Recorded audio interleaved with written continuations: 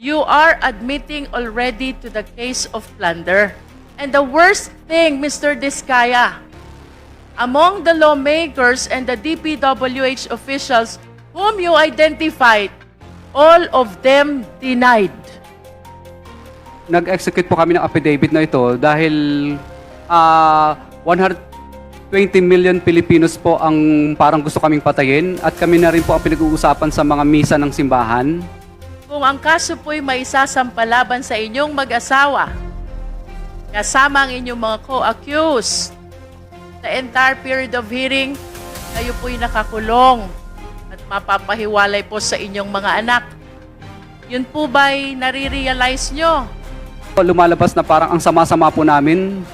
Parang gusto kaming patayin ng buong 120 million na Pilipino. Kaya ngayon po, naisip po ng misis ko at ako po na mas mabuti pong yung mga pinangalanan na lang po namin dito ang maging kaaway namin at yun na lang po, alam namin po na ito lang po ang papatay sa amin, itong mga taong ito. Hindi po yung 120 Pilipino na gusto kaming katayin. Please listen to the question. Ang sabi mo sa affidavit mo, napipilitan ka lang. Hindi mo gusto ang ginagawa mo. Pero kaya ka nagbibigay ay dahil hindi mo mai-implement ang project mo dahil ika-cancel nila. That is suffice to say that kung wala sila, wala kayong hanap buhay.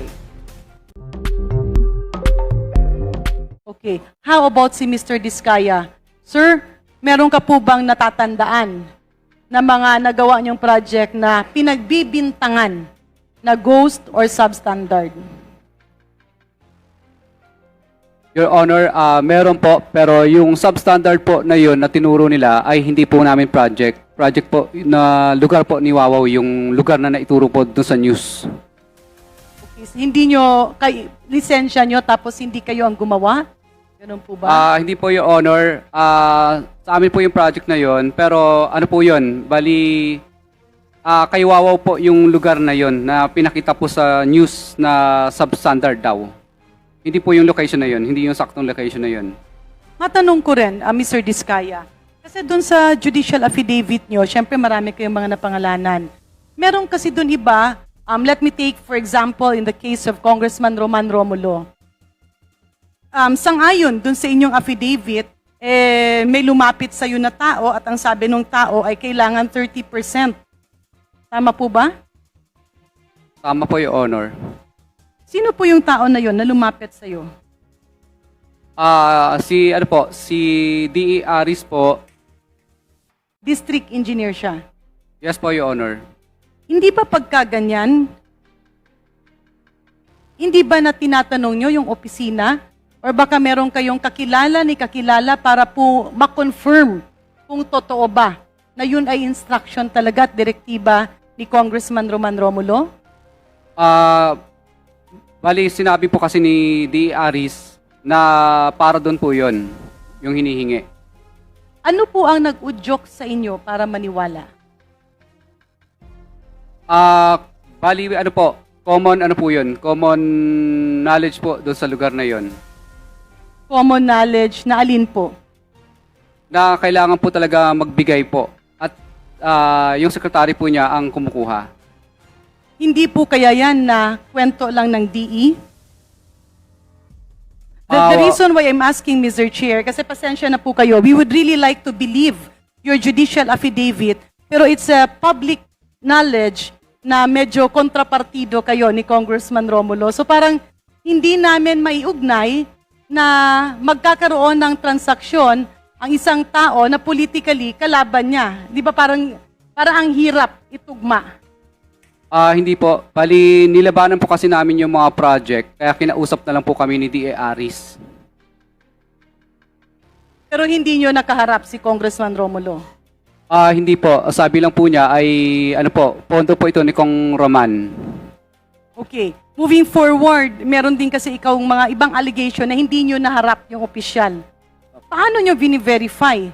Kasi may mga sinasabi ka, may nag-name drop sa mga malalaking tao, may nag-name drop sa ganito. Hindi po ba na baka mamaya may nag-udyok sa'yo na papuntahin sa ganoon ang iyong affidavit para ikaw ay maengganyo at magkaroon ng rason na i-consider na state witness? Yes, Janet, please wrap Ah. up, please. Hindi po kami pinahihirapan sa project.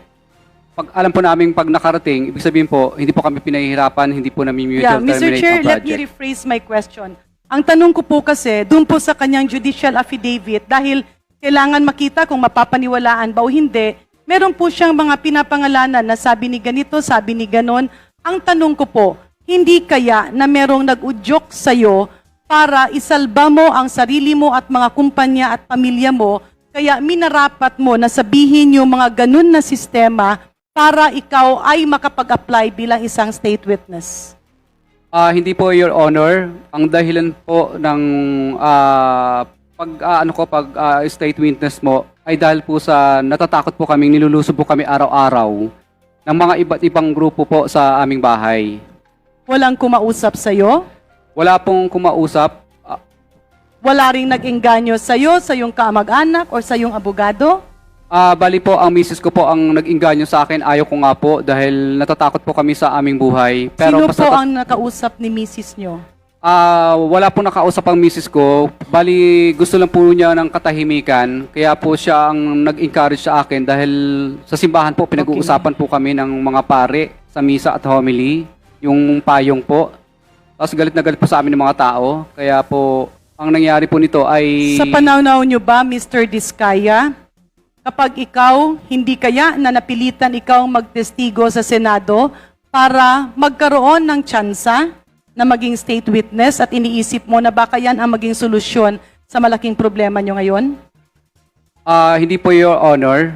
Hindi po, Your Honor. Okay. Andyan yung pagkain, napilitan kang kainin ng buong buo na hindi mo na iniisip ang ibang tao, na hindi mo na iniisip na ikaw ay Pilipino. Kaya, Mr. Chair, in closing, allow me to say this.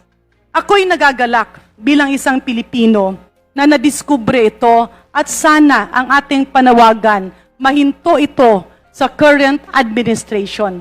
Because we should not allow the continuity of such programs and such projects. And lastly, Mr. Chair, dahil ako'y nagulat nung tayo ay nag-participate sa komitiba na ito, ano ba ang kinakatakutan ng iba na tila ayaw tayong patanungin? And let me quote Mr. J. Sonsa. Ang sabi niya, etong kinatawan daw na ito ay maraming nakitang ghost at unfinished flood control projects na bilyones ang halaga, kabilang ang mga proyektong gawa ng Diskaya Group of Construction Companies. For the record, Mr. Chair, this is the first time that I've met Mr. Diskaya or anybody in his company at hindi ko siya kilala. I therefore move, Mr. Chair, that the Diskaya Group of Companies as well as the Department of Public Works and Highways furnish this august body as well as the third-party committee that will be formed by the President as the new states. They furnish this august body and that committee with a list of all former previous projects of the Diskaya Group of Companies, including existing projects in Region 6. So moved, Mr. Chair. Region 6, only for Region 6? Yes, because that is to clear my name. There is a motion. Do I hear a second? Second. Are there objections? Hearing none, the motion is approved. Mr. Chair, just a clarificatory question. Dahil nag-uusap kami ni Kong Egay, the amount which was flashed, is that the net income of your company? Is it a gross revenue or are those contract prices? Revenue. Your Honor, gross revenue po yan, Your Honor. Hindi po yan net income. Okay, all right. Can we see yung kung ano yung net income? Can you furnish us also? Yes po, Your Honor. Hindi po, gross revenue lang po yan, Your Honor. May mga lugi pa po dyan. Kasi Opo. nagugulat lang kami, sobrang laki. Parang gusto ko Thank na rin you. maging contractor. Thank you for the response. Do you Mr. have Chair, anything more to say? just to quick interjection. Yes, The reason why I presented that, unang-una ipinakita ko na habang tayo'y nasa pandemya, marami naman palang pera, ba't pa tayo nangutang?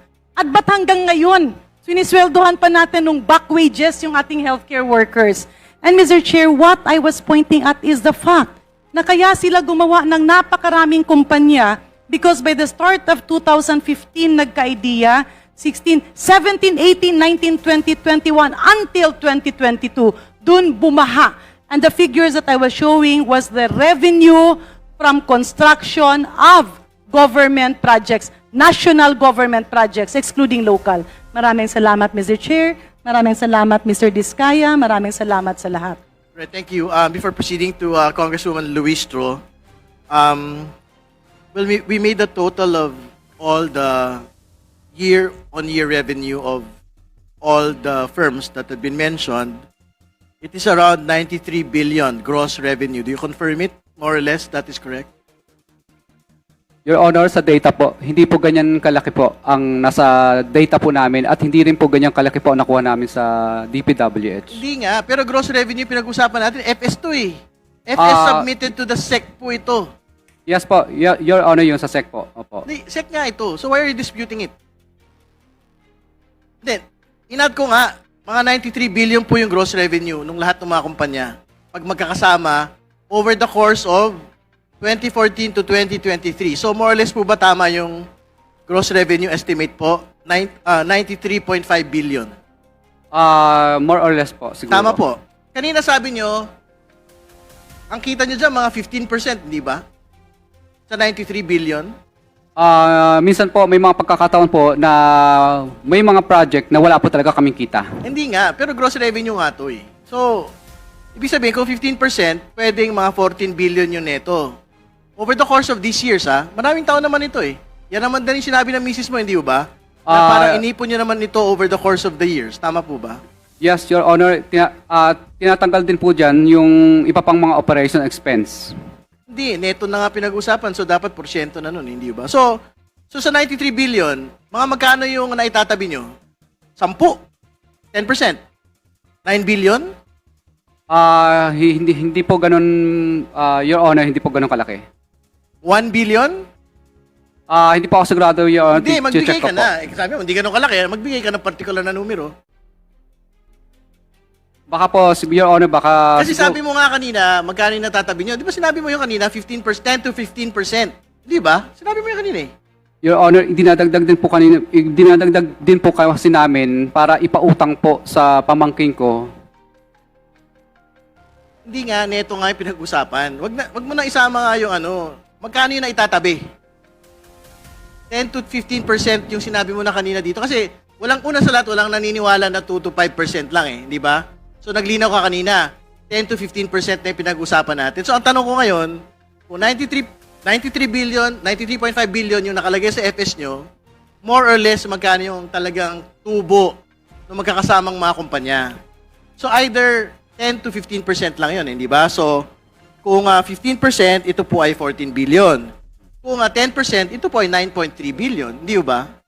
Your Honor, hindi po pare-pareho talaga ang kita. May mga pagkakataon po, may lugi din po kami. May pagkakataon na malit lang po ang kita. Minsan may pagkakataon po na may kwita rin po. Okay, sige. Mr. Chair, Sige, antayin siguro namin pwede yung na rin net income. mag-submit ng, ng Hindi, yung net FS, revenue. padala na lang ho. You're required to submit the financial statements kasi we will see po in the net income kung magkano ho talaga yung tubo ng mga kumpanya taon-taon. Sige po, do you have a response? Please submit. Yes, Your Honor. Well, mahalaga sa amin to kasi nga, pinakita niyo yung mga sasakyan sa publiko. So, gusto naming maintindihan paano nagkaroon ng payong. Paano nagkaroon ng sasakyan. Paano nagkaroon ng building na parang mall. Yun ho yung relevance po ng tanong eh. So, ibig sabihin, okay, kung 15 billion, edi 15 billion.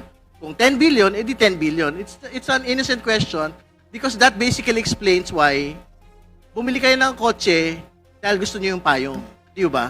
I think that is the point of the question. Mr. Diskaya, may tiwala ka naman sa asawa mo, no? Yes, Your Honor. Okay, so lahat po ng na-mention niya, nasabi po niya nung nagsimula po siyang umattend sa Senate hearing, ay pinatotohanan mo at naniniwala kang katotohanan. Yes, Your Honor. Okay. Ito pong salaysay ninyo, joint affidavit po ng misis nyo, no? Tama po ba? Yes po, Your Honor. Okay. Kasi sinabi mo po, nung tinanong ka ni Kong Jinky, doon sa paragraph 13 na ayaw nyo, basahin ko ulit hindi namin ginusto kailanman na papasama sa ganitong sistema pero kailangan naming magpatuloy para sa pamilya at mga empleyado. Nung pina-expound sa'yo ni Kong Jiki, sabi mo, actually, nahihirapan ka na nga. Tama po yung pagkarinig ko. Nahihirapan ka dun sa ganitong sistema, ayaw mo, that's why nire-report mo at nagpapadyaryo ka. Tama po ka? Yes po, Your Honor. Ang tanong ko, kung nahihirapan ka, hindi ko lang maintindihan, kung nahihirapan ka, ba't dinagdagan nyo pa yung kumpanya nyo na hindi lang isa? Ginawa nyo pang siyam. And this was admitted by your wife during the Senate inquiry. Kasi sa akin, kung nahihirapan ka, dapat bibitawan mo na nga yan eh. Diba? Bakit dinagdagan nyo pa yung sakit ng ulo nyo? Ginawa nyo siyam instead of one. Your Honor, nag-divest na po kami sa mga company ito dahil Yeah, but- yung mga pamangkin po namin ay nangutang po sa amin. Yeah, but the question is, it was admitted during the Senate inquiry and it was actually confirmed by PCAB that these companies are actually controlled and owned by you. Iba-iba lang yung pangalan, but basically, these companies are operated under your direct control of your wife. So, ang hindi ko lang maintindihan, and perhaps ang hindi lang maintindihan ng common na tao na nakikinig sa iyo ngayon, ay kung nahihirapan ka at ayaw mo na, ba't dinagdagan mo pa yung isang bagay na ayaw mo naman at nahihirapan ka lang? Pwede niyo bang paintindi sa akin yun? At wag niyo akong daanin sa mga technical dahil alam naman ho natin kayong may control niyan. In fact, the PCAB, pina-blacklist nila because they have proven that these companies are owned by you and your wife. Hindi po, Your Honor. Yung blacklisting po is negative slippage po ang dahilan. Mr. Chair, this is just an interjection, no? Kanina, under po sa salaysay ninyo, may na-mention po kayo ng mga mga pangalan na mga politiko, hindi ba? Sinabi nyo, binibigyan nyo, tama po ba yon? Dito po sa affidavit ko. Opo. affidavit nyo, tama po ba yon? Ito po, tama po ito. Yes. Ilang beses nyo ba silang pinagbibigyan or binibigay doon sa sinasabi nyo po na middleman nila? Doon lang po sa talagang mapipilit po. Talagang Ilang beses nga po ba? Can you recall? ito lang po. Ito lang halos, ito lang po. No.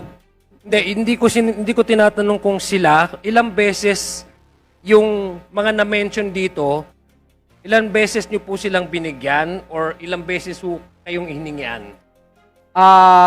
Ngayon pa, ito pa lang po. Ito pa yung mga transaction po na ito. Ito pa lang. What do you mean itong Actually, yung iba po, wala pang naibigay. Talagang na kaagad. Namilit na. Pero yung mga dati po yung sinasabing hinihingian kayo, the same din po ba halimbawa si Region 4, the same ho ba na doon din yung humihingi sa inyo ilang beses nang napabigyan or ilang beses nang lumalapit sa inyo? Hindi po kami ang lumalapit, kundi kapag nanalo na Kasi- po kami sa public bidding, at saka na lang po sila Mr. Chair. lumalabas po yung kanilang mga inuutusan. Mr. Chair, hindi ko lang ma-reconcile, Mr. Chair, yung sagot ng ating guest, yung guest po natin ngayon. Dahil, una, ang sinasabi po niya, nahihirapan siya, ayaw na niya. Pangalawa, may sinasabi po siyang hingi ng hingi. Kung nagne-nationwide naman ho siya nagbibidding, ba't siya doon parating nagbibidding doon sa taong or sa mga isang area na hingihan siya ng hingi? I mean, it does not follow logically that if you're avoiding something, instead of completely trying to disassociate yourself from that person or that area, you would continuously engage into business with a particular person in that particular area. So, actually, Mr. Chair, I'm just trying to reconcile yung mga sagot po niya kanina na at yung sa mga salaysay na binigay niya na para sa common na tao, hindi po talaga nagja-jive. And I guess nobody in this room would actually believe you, Mr. Diskaya. Lastly, I just want to make this as a manifestation. Dahil alam ko po, mayroon pong gusto din magtanong. This is just an interjection naman doon sa line of question ni Congresswoman Luis Trop. Ang sabi niyo po, kaya nga po kayo gumawa ng salaysay kasi gusto niyo pong suportahan ng presidente. I disagree, Mr. Diskaya.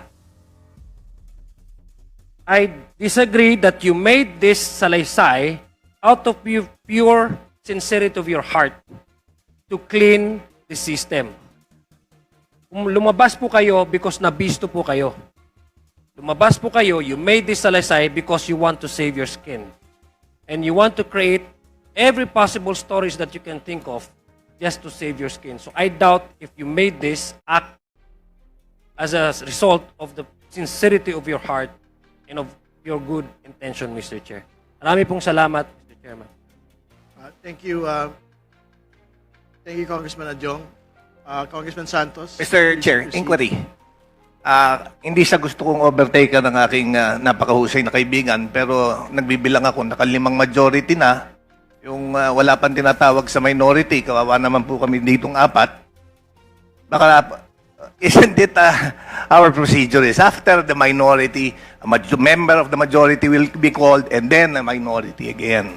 Yes, you are correct, Congressman Suntay, but you very you are much. not in the list. You want to ask a Kanina po ako nagpalista. 3 beses na nga po ako dinaanan dito eh. Kaya nga tanong ako ng tanong, pangilan ako, din sasabihin sa akin, hindi ko malaman kung pangilan ka, sir, kasi naki-chairman yung listahan. Ito nga, nasa listahan sa akin. Wala ka sa listahan. Ayun. Ma'am, pakisabi nga, 2 beses mo na ako dinaanan dito, sir. Ito, di ba, ikaw rin, tinanong ko, pangilan ako. Hindi, ang gusto ko sabihin, pwede naman. Thank you, Mr. Chair. Mr. Chair, Teka. Mr. Chair, may I also inquire if I'm also part of the list. Baka hindi rin po, kanina pa po ako alas 10 dito na inaagnas na po ako dito. Okay, para malinaw, marami. Also, if I may interject from the line of questioning of the Honorable Congresswoman Luistro. If I may, Mr. Chair. Sige po, sige po. Opo, medyo nagagalumihanan po ang ating kongresista dahil ayon po sa kanya, bakit ayaw magsalita ng ating resource person nung mga taong nangihingi sa kanya from the past administration. At kung bakit ang binanggit niya lang sa kanyang affidavit ay yung mga taong nangihingi sa kanya in the current administration. Just for context and for clarity, Mr. Resource Person, yung po ba nga nanghihingi sa inyo ng mga nakarang administrasyon, yung panahon ni Pangulong Duterte, panahon ni Pangulong Aquino, panahon ni Pangulong Arroyo, nag-attempt silang humingi, di po ba? Yes, Your Honor. Kayo po ba ay nagbigay sa kanila? Your Honor, hindi po. Okay. So ang ibig, sa makatwid, kaya lang nakalagay yung mga pangalan dito, dito sa 18 congressmen na binanggit nyo, dahil ito ay natuloy yung bigayan. Ganun po ba? Yes po, Your Honor. Kaya nakalista ang mga pangalan nila dito kasi ito po yung meron po akong physical knowledge po. So yung mga failed attempts na kumuha sa'yo, hindi mo sinama dito, Kasi hindi naman po successful. pero may attempt. Yes po, Your Honor. So ito lang mga ito, yung nakapagbigay ka. Yes po, Your Honor. So, bakit anong pinagkaibang nakaraang administrasyon at sa kasulukuyang administrasyon, bakit ngayon tila bumigay ka na sumama sa sistema nila? Ba't nung nakaraan kaya mo naman pigilan ang sarili mo na magbigay? Anong pinagkaiba ng administrasyon na to sa nakaraang administrasyon? Dati po kasi, nung mga nakaraang 3 administrasyon, unlimited po ang pagsali sa bidding. Kahit ma-disqualified ka ng 100 ulit, wala pong tinatawag na 3-strike policy. At patutunayan po yan ng lahat ng contractor sa buong DPWS na takot silang sumali sa bidding dahil mabablocklist sila pag 3 ulit silang na-disqualified. Kasi may department order po na tinatawag na 3-strike policy. Okay. You've been a contractor since 2003. Sabi niyo po sa inyong salaysay.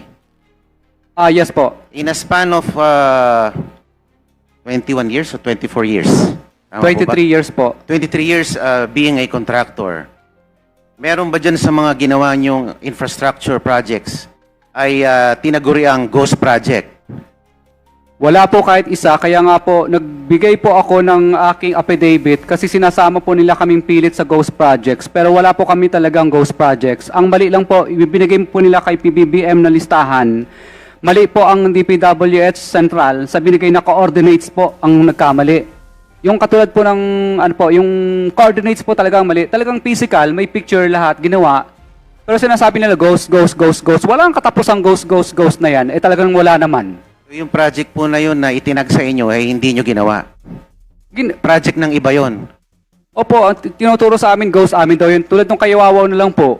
Iba ang coordinates niya. Nakaywawaw na yung lugar na yun na substandard. Pero sinabi, St. Timothy daw, Alpha daw. Kulang na lang ipatubos pa sa amin yung yung pagkamatay ni Rizal eh. Hindi Okay. po ba Ay, sorry. hindi po ba lahat ng project Please, ay you have to respond respectfully. to Sorry the po, Your committee. Honor. Just to be clear, this is not an interjection anymore. This is your time, Congressman Marcoleta. I think you are... Mr. Chair, just to be clear with the three strike policy, can we just ask the DPWH what is this three strike policy and the rationale of this Sige po. three strike sige pa policy? dyan. DPWH. You second last, please explain. Kasi parang ang dating, parang nakasama pa yung 3-strike rule Ngayon daw nagbibigayan, tapos dahil meron 3-strike rule. Di ba supposedly governance mechanism yan? Sir Chair, yeah, this is in accordance with Republic Act 9184 and hindi lang po ngayong administrasyon na to yung 3-strike policy. There's a department order that says pagka po yung contractor nag-commit dun sa mga nakalista po dun sa 9184, like for example, there is collusion o kaya patently nag-submit ng kulang na dokumento, parang halatang nagsasubmit ng kulang na dokumento, or nakipag-communicate sa mga back members during the procurement process and all others, pagka ho na yon, may mga bilang yon, nag-submit siya, kulang siya ng bank certificate, parang intentional na hindi niya po linagay yon. So strike 1 po yon. Pagka ho naka 3 strikes within a year, considered po siyang disqualified or blacklisted. So, sorry, to be clear, hindi po ito bago? Tama Hindi ba? po ito bago po. Okay lang pa ito. You second last. Na-enact po yung 9184, I think it's Yung 3-strike policy. 3-strike policy Kailan po. po ito nagsimula? Kasi po ang Republic Act 9184, Sige, dali. mga Just 2003, to be very fast. probably 2003 or... Hindi po ito 2022. Ay, hindi po. Bakit sabi mo, Mr. Diskaya, 2022 kayo nagbibigay ng pera kasi nga 2022 lang merong 3-strike policy. Sabi ni Yusek Canlas, 2003 pa yung 3-strike policy. O paano ka ngayon? Your Honor, bali po, may department order po kasi na binibigay sa amin at pinapakita po ang mga Bids and Award Committee na yun po ang ginagamit nila. Na department order po na galing sa DPWs na 3-strike policy. Kaya minsan po, Your Honor, tuldok lang po ay pwede na pong maging ground para ma-disqualified ka po. Hindi naman yan bago eh. Hindi naman bago yung department order. Yung batas 9184. Sabi nyo, as early as the 2000s, sumasali na ho kayo sa bid. So therefore, alam nyo ho yung batas na meron 3-strike policy. So hindi totoo. Yung pong sinasabi ninyo, na kaya lang ho kayo nagbibigay noong 2022 onwards, ay dahil meron na pong 3-strike policy. Yun ho yung specific explanation nyo eh. Hindi ho ba? Na kaya previous to 2022, hindi kayo nagbibigay sa kahit sinong taong gobyerno, taong senador, congressman. Dahil ngayon lang po nagkaroon ng 3-strike policy at dahil may 3-strike policy, kailangan nyo pong pabilisin. Yung pong mga bids, ayaw nyo pong ma-disqualify. So paano nyo ngayon ipapaliwanag na ang sinasabi ni Yusek Canlas, hindi yan bago, hindi yan 2022? Your Honor, pero nung mga panahon po na yun, hindi po ganun po kahigpit ang 3-strike policy. Dito lang po nila parang inimplement ng matinding-matindi po yung 3-strike policy. O di nung inimplement ng matinding-matindi, doon kayo nagbibigay ng pera sa mga tao, ganun ba? Hindi po, Your Honor. Bali, natatakot lang po yung mga contractor na pag nakatatlong Huwag mo idama ibang kontratista, ikaw lang naman yung kausap dito. Natatakot kayo. Yan ang gusto niyo sabihin? Your Honor, kasi pag naka 3-strike policy ka po, ay Hindi, yun ipapablacklist nga. ka na Wala po na nila. yun, tapos na yun eh. Basag na yung sinasabi mo eh. May 3-strike policy nga bago 2022. Yusek Canlas, you wanted to say something? It was strengthened by a department order issued in 2015. The violations include purchasing bidding documents but later withdrawing from the bidding without justifiable cause, submitting a letter of non-participation, failing to submit a bid without a valid cause, submitting a late bid without valid justification, submitting insufficient or defective documentation, and other actions deemed to undermine the integrity of public bidding. So what is the date of the department order that we are talking about, Yusek Canlas? 2015, Mr. Chair. My friend, Mr. Diskaya, 2015, yung department order. So ano po yung pinagsasabi nyo na 2022 lang po kayo nagsimula na magbigay dahil meron pong this department order? Paliwanag nyo ngayon. Your Honor, pwede po ba akong mag-submit na lang ng mga dokumento na Hindi pwede, sagot mo muna. Magpaliwanag ka muna. Your Honor, Ano yung paliwanag mo ngayon? Sabi mo, dahil may department order ng 2022, kaya ka nagbibigay sa congressman, DPWH, hindi kasama yung mga senador. Pero ang sabi ni Yusek Canlas, hindi po yan totoo, 2015, yung department order po na yan. O so paano ka ngayon?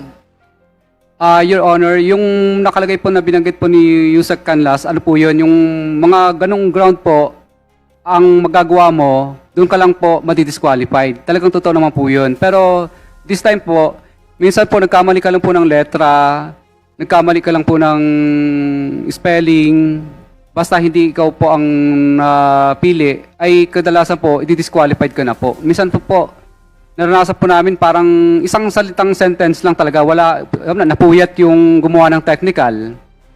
Nagkamali ng letra, isa na po sa ground yun na pwede kang ma-disqualified. Nagkamali ng numero, disqualified na rin po. Okay, meeting suspended. Mr. Chair, just to clarify, Suspend lang muna. I just Meeting want to suspended. ask, So, Mr. Diskaya, I have with me a copy of your affidavit comprising of 9 pages. Dahil nanggaling sa ito, on the 8th page, meron dito, on the 8th page, on the right lower corner, may nakalagay Pacifico S. Diskaya II, nagsasalaysay, and there's a signature. Is this your signature? Yes, Your Honor. Under your name, there is a Cesara Rowena Diskaya, nagsasalaysay, there's a signature. And whose signature is this? Sa asawa ko po. Okay, Mr. Chair, can I know if Mr. Diskaya has been placed under oath? Yes. Okay, considering that you are under oath, do you affirm the veracity and accuracy of the contents of your sinumpaang salaysay? Yes, Your Honor. Okay, I just want to place it on record considering that there was a question dun sa pag-notarize dito. So under oath, you're saying that the contents of the said affidavit is of your doing and that you acknowledge the veracity and truthfulness of the contents. Yes, Your Honor. Okay. Dito kasi, magsimula muna tayo. You said na 23 years ka ng contractor. Yes, Your Honor. At dito sa 23 years mo na pangungontrata sa gobyerno, you have experience, you have varied experience. Naikwento mo rin at nakasulat sa salaysay mo na dito, minsan, ang nagiging kalakaran, you correct me if I'm wrong, nagiging kalakaran, meron kayong binibigyan ng porsyento. Tama o mali? Yes, Your Honor. Ang Doon sinasabi mo, ang binibigyan ng porsyento, minsan ng politiko, nabibigyan din ng porsyento yung kawani ng DPWH. Is that correct? Yes, Your Honor. And mula sa salaysay mo, o yung mga sagot mo dito kanina, ang sinasabi mo, kaya mo ginagawa yan, dahil natatakot kang hindi makasali sa bidding o hindi makakolekta. Nakasali na po kami sa bidding. Hindi lang po ma-implement yung project at saka mapatigil po nila, mutual termination po. Now, yung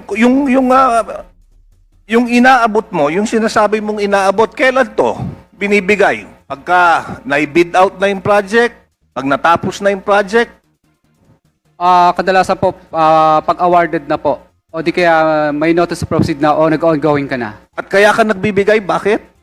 Kadalasan po pahirapan ka sa collection, mutual termination, at saka right of way problem po ang kakarapin mo. Sino nagpapahirap sa iyo? Yung politiko ba o yung Minsan po ang magpapahirap po yung mga district engineer or minsan ano po, RD dahil ano po,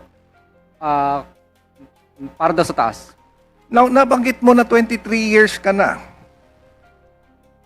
nangungontrata, pero ang nilagay mo sa listahan, parang limitado lang dito sa from 22 to 25. Bakit nun parang, do you want to make us believe na dati walang nanghihingi? Kanina po nabanggit ko na po 'yun. May nanghihingi rin po naman, pero hindi po kami ginagamitan dati ng three strike policy. Hindi masyado nila ini-implement yung salitang So hindi three ini-implement ang three-strike policy. Pero, do you confirm na meron din nanghihingi dati? Yes po, Your Honor, meron naman din. Okay. Now dito, sa number 20 ng iyong salaysay, meron ditong sa sampul. 18 pangalan. Yes, Your Honor. Sa number 20, may 18 pangalan. Lahat ba nito nakaharap mo?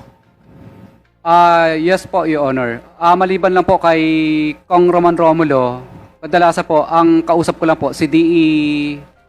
Aris at saka yung sekretary ni D.E. Aris. Ibig mo sabihin, dito sa 18 ito, isa lang ang hindi mo nakaharap? Yes po, Your Honor. Kasi pagka sinabi kong nakaharap, maaaring nakita kayo, pero dito sa 18 ito, ibig mo sabihin, lahat inabutan mo ng direkta, pera lang si Kong Roman Romulo? Hindi po, Your Honor. Yung iba po dyan, nag-usap lang kami. Tapos yung sumunod, mga tao na lang po nila ang pinagbigyan namin. Dito sa 18, sino ang direkta mong inabutan? Direkta, kadalasan po si Kong Rillo po. Sino pa? Sinong Kong Rillo? Ng Quezon City po. Taga Quezon City ako eh. Yung kalaban niyo po. Kalaban niyo. Yung kalaban ko. Wag na. Bukod doon sa kalaban ko, sino pa inaabutan nyo? Baka naman sinasabi na, tinanong ko dahil kalaban ko. Sino pa? Your Honor, ano pa po, kagaya po ni, ito naman po, for example, kay Kong Jojoang, ano naman po yun, yung pinsan niya. Nag-uusap kami, tapos pinsan na pa niya kumukuha. Kaya ko na itatanong ito, kasi gusto ko lang malaman, kasi kung meron dito sa listahan na ito na hindi mo dinirektang abutan at meron lang kumausap sa iyo, then hindi kaya maaaring hearsay o sinabi lang sa iyo na iaabot ko kunyari kay Kong Egay to pero hindi naman pala napunta talaga kay Kong Egay? Because hindi mo inabot na direkta eh. Maaari bang nagamit ang pangalan ng tao? May possible po, pero kadalasan naman po, wala nang wala na pong masyadong nag-a-attempt sa iyo na guluhin yung project mo or ipa-mutual. Kaya ko na itatanong ito dahil sino ang maaaring manggulo ng project? Kadalasan po kasi ang mangyayari po nito, yung DE o di kaya RD po, kadalasan po, syempre, siya pa mag-pressure sa iyo na ibigay mo na yung para sa taas. Okay. Pero dito, mabanggitin ko, nagkataon lang kalabang ko, siya inabutan mo ng direkta. Hindi po sa lahat ng pagkakataon. Minsan po yung taon niya. So, ibig sabihin, madami mong beses naabutan. Ano Sabi lang mo, po? hindi sa lahat ng pagkakataon eh. Sa pagkakaunawa ko po parang mga 3 beses yata. Madami kang proyekto sa District 4. Hindi po ganun karami. Mga ilan? Parang po yata, parang 5 yata, 5 or... Mga 5, at dun sa 5 beses, 3 beses mong inabutan, si Kong Rillo po at saka yung taon niya. Eh, yung 2 beses pa. Minsan taon na lang po niya. Sinong tao niya? Si Bogs Magalong po. At saan mo inaabot? Pumupunta po sa office. So, nagkita na kayo. Paano natin mapapatunayan na pumupunta nga sa opisina mo? Nakikita po siya ng mga empleyado namin. Now, going back. So, maaari rin, no, yung mga ibang tao dito sa listahan, maaaring nagamit rin yung pangalan if you are not sure o hindi mo sila nakaharap. Would that be true? Or would that be possible? Possible po. Okay. Kasi that would be unfair kung hindi mo nakaharap tapos nagamit lang yung pangalan. Would that be correct? Possible din po. Kasi parang pwede ako lumapit sa'yo, sasabihin ko, nangihingi si Kong Santos pero sa akin mo na lang iabot, ako na magpapadala sa kanya. Maaaring ganon pero hindi niya alam. Tama o mali? Possible po. So, posible yon. Posible ring nagagamit lang yung pangalan. Tama o mali? Possible din po. Posible. Now, paano ba yung koleksyon? Pagka nakakakolekta, na-award sa'yo yung proyekto, natapos, paano yung bayaran? Nung proyekto, hindi yung bigayan. Kadalasan po, i-deposit po sa Congressman account mo. Suntay? LDAP through LDAP.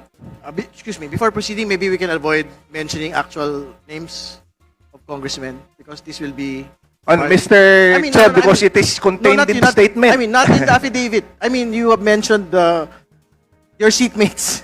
Oh, but that is just an example. I don't think that they were What we're offended. saying, because I'm making it a point of order, Yes, let us Mr. avoid Chair. giving actual names of people seated beside you. Yes, sir. Because the record might think that they are the ones that are involved.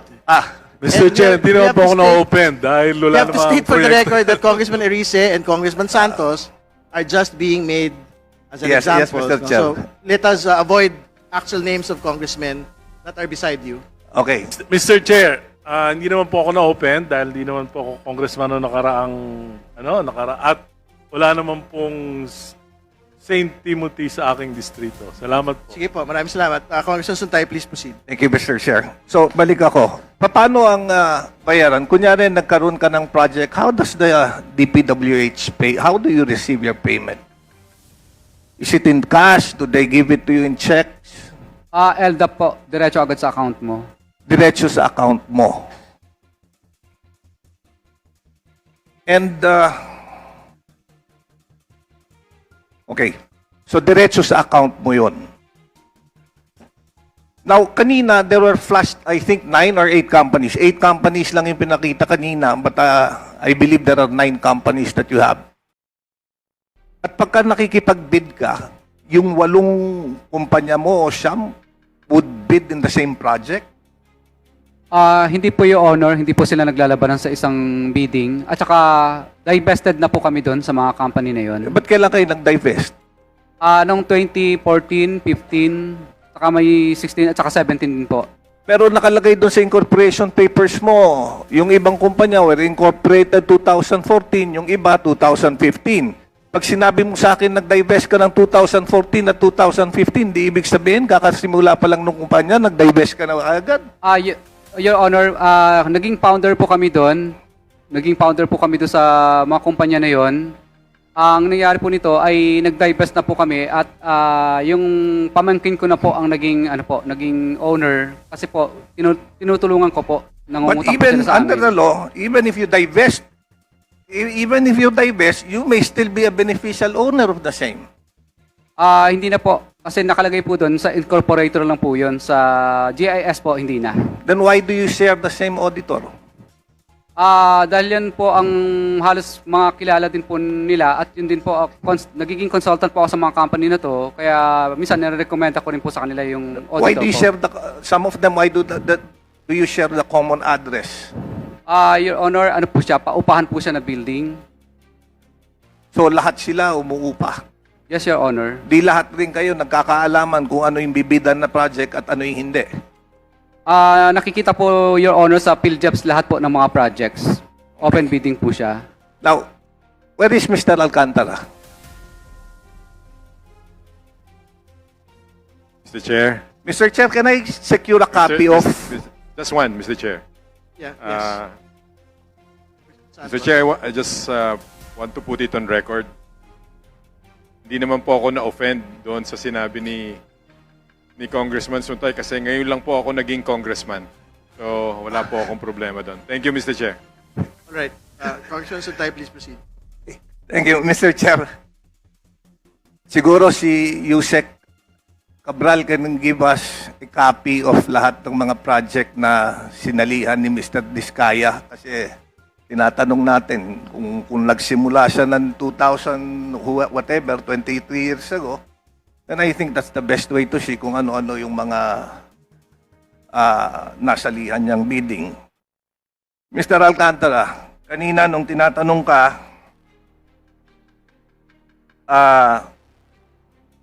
balik ilang taon na po kayo nasa DPWH? Since 1994 po, Your Honor. Since 1994, nasa DPWH na kayo, nagsimula kayo as... Laborer 1, Laborer 2, Engineer 1, Engineer 2. So mula, from the ranks, from Laborer 1, naging DE kayo. Yes, Your Honor. Then we can assume, safely assume that you are familiar with all the processes, procedures, rules, and regulations of being implemented by the DPWH. Yes, Your Honor. Okay. So alam mo yung bawal, alam mo yung hindi.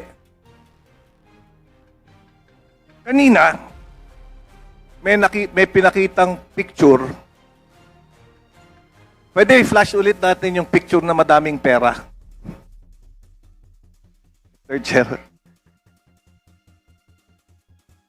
Andiyan pa ba yung picture ng madaming pera?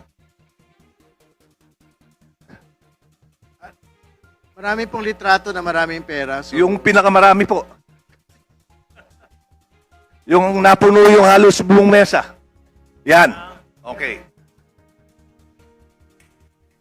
Mr. Alcantara, saan po ito? Saan pong lugar? Tingin ko po doon po sa bahay po nung isang nangongontrata po. Yung bahay nung nangongontrata. At ayon sa salaysay sa sinabi mo kanina, etong pera na ito,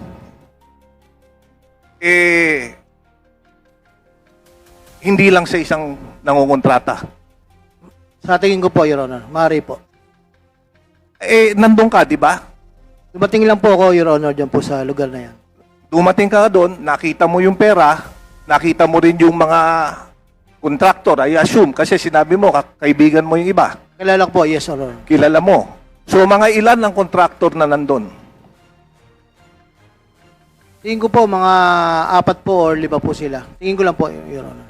5 sila. Kanina, nung tinatanong ko si Mr. Diskaya, paano siya binabayaran, ang sabi niya, pag natapos yung proyekto, idinideposito sa kumpanya nila. Tama, mali? Ganon yung nagbabayad ba kayo ng cash? Hindi po. Through ELDA po, Your Honor. Bakit ang daming pera sa mesa kung hindi naman cash ang bayad sa contractor? Yan po, Your Honor, gaya po ng nasabi ko, yung pong, hindi ko po kasi alam ito na yung arrangement po nila, no? Nung totoong may-ari ng lisensya, saka yun po yung gumawa. Now, Opo. sinabi mo kanina that from all those years of serving the DPWH, galing sa Laborer 1 hanggang naging district engineer ka na, you are very well aware of yung mga patakaran, alituntunin ng DPWH. Yes, Your Honor. Legal ba mag-subcontract? Hindi po, Your Honor. Legal ba yung manghiram ng lisensya? Hindi po, Your Honor. Pero nandun ka. Your At Honor, kilala mo lahat ng nandun. Your Honor, hindi ko po kasi alam kung ano po ang arrangement nila, kung sila po yung mag-partner, joint venture, o nanghiram lang po. Hindi ko po kasi alam kung ano arrangement po nila, Your Honor. Pwede ba naman yun? Sa tagal-tagal mo doon at may nagbibid, maaari ba namang... Dahil pagka nagbid sila, malalaman mo kung joint venture yung kumpanyang nagbid o isang kumpanya lang. Hindi ba gano'n yun? Your Honor, hindi po ako member po ng BAC, Your Honor. Kahit hindi ka member ng BAC.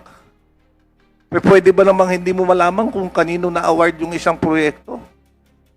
dumadaan po sa akin yung mga recommendation po, Your Honor. Oh, Pinipirma. di malalaman mo kung joint venture. Kasi kung joint venture yung kumpanya, may dalawang kumpanya na nagsama, tapos pipirma ka sa kontrata. Hindi ko naman po lahat na nare-review na po yan, Your Honor, pagdating po sa akin. Yeah. Isn't that part of your responsibility to review contracts which are awarded, lalong-lalo na pagka ang amount ng kontrata ay napakalaki dahil just looking at that picture na napakadaming pera, baka lalampas na 100 milyon yung nandun kasi hindi nyo tinitignan. Your Honor, Ako nga, barya-barya lang, binabasa ko. Your Honor, kasi po, it was recommended already by the BAC. Naniniwala po ako dun sa recommendation po nila, Your Honor. But even if it was recommended by the BAC, isn't it your responsibility as a district engineer to make sure of the accuracy of what is being paid at kung kanino mapupunta yung pera? Yes, Your Honor. Na-admit ko po yung may pagkukulang ako because I rely on the signature of my personnel, Your Honor. Now, knowing na merong hatian o kaya merong nangungontrata who is not qualified to contract with the government at nanghihiram lang ng lisensya, isn't it your duty to report it?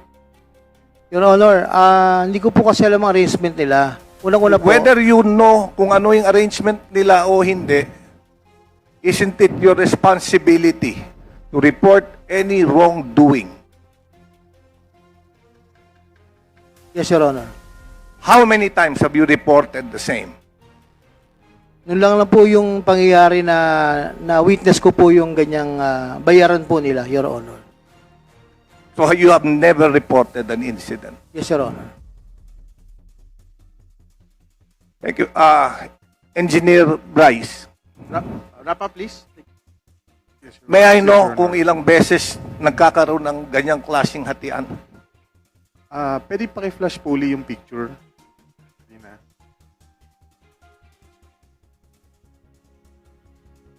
Please, Yung please flash the yung may picture, pera please. po. Yung maraming pera po.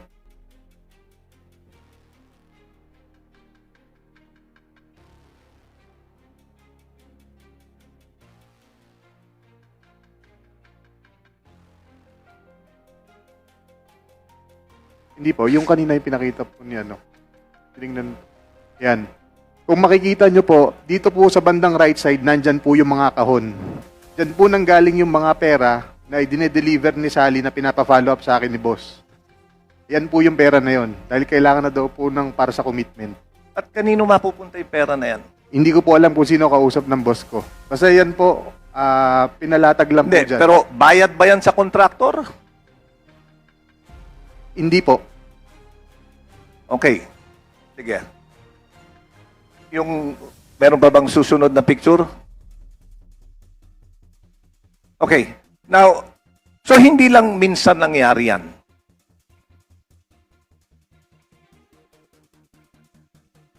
Yes, Your Honor.